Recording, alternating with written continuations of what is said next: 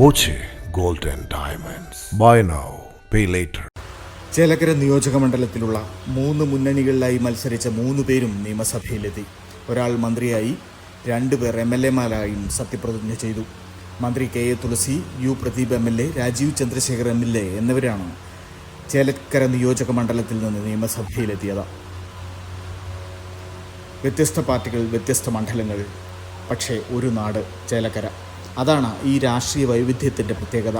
South Kondazhy Kannolil KA തുളസി കോങ്ങാട് മണ്ഡലത്തിൽ നിന്ന് വിജയിച്ച് മന്ത്രിയായി.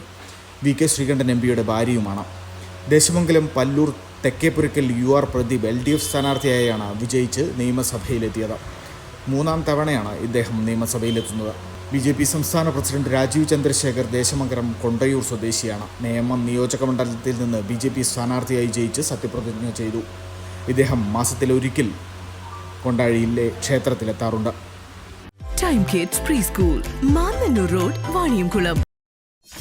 .view news. കാഴ്ചകളാണ് ലോകം, കണ്ടു തുടങ്ങുക.